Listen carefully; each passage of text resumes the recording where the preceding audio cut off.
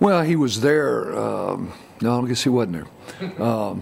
But he's been on the road in the Big 12. You know, he's been at Oklahoma State, and so all the venues in the Big 12 are loud, and the crowds are great, and so you know, it's one reason we have always traveled our red-shirted quarterbacks.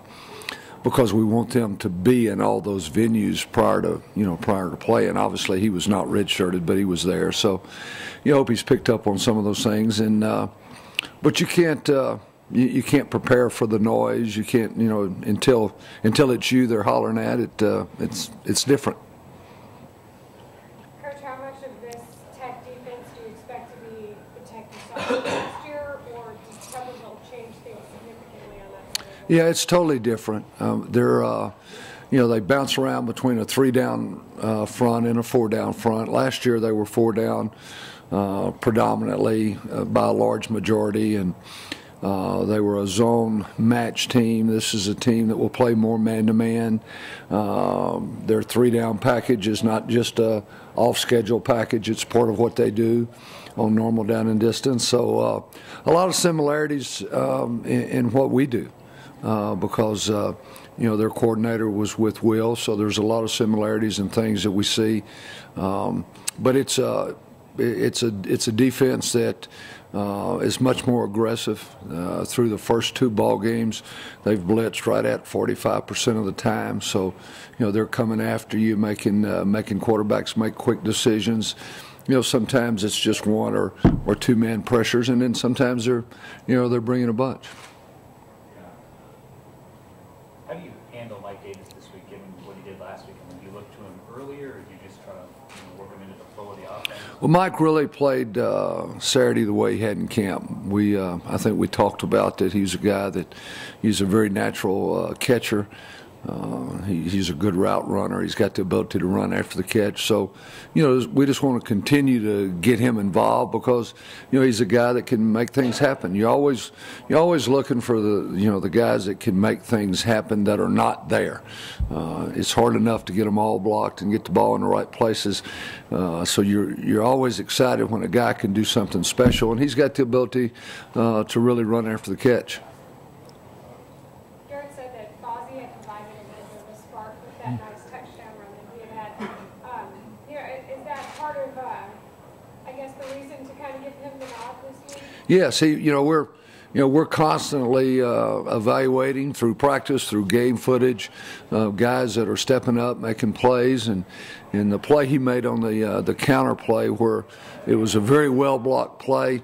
I mean, he was free to the safety at about 8, and he broke through, 2 guys in a sandwich, kept his balance, and then the 2 corners hit him at about the 5-yard line. He was able to keep his balance and get in the end zone. It was a heck of a play. I mean, that's I think Fozzie had 40 yards of yak yardage in the ball game, and you know, when you carry the ball, 7, 8, 9 times, that's a bunch. So he did a heck of a job. Is that where you want to keep the carries? Do you want each of them to have about 8? Not necessarily. I would love for, one of them to really step up and be a guy that gets it 20, 25 times. I think there's a place for all of them. They all do, good things. Trey is just as solid as ever. He's got great vision. I thought Cody ran in the ball game the way we had talked about him running in camp.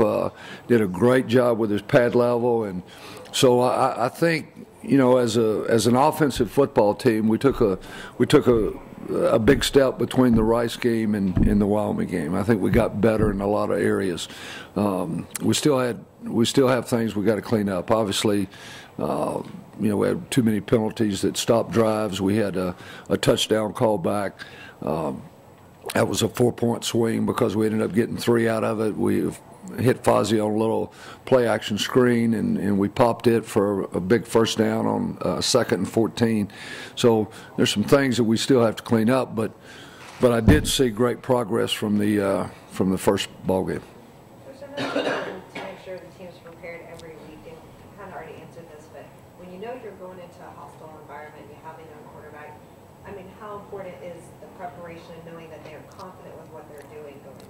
Well, I think it's real important. We give we give all of our players a test on Thursday before ball games, and it's just like a classroom test. You know, you pass it out, and it involves personnel numbers, personnel changes by groupings. You know, what plays are available in this package. The defense is this. What's your audible?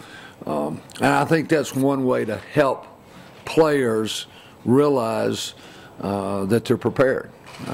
And then you just try to give them as many game-like looks during the week as you can. You can't simulate the crowds, you know, hanging over the sides and screaming at you, and you know that's just something that you have to live through. But schematically, try to give them as many things as you can that are game speed. Is this all offense and defense? Yes, as a football team. Do you feel like you opened up enough of the offense last week to be able to open it up as much as you want starting conference play now? Well, I think we were much closer. You know, we played it pretty close to the vest in the opener.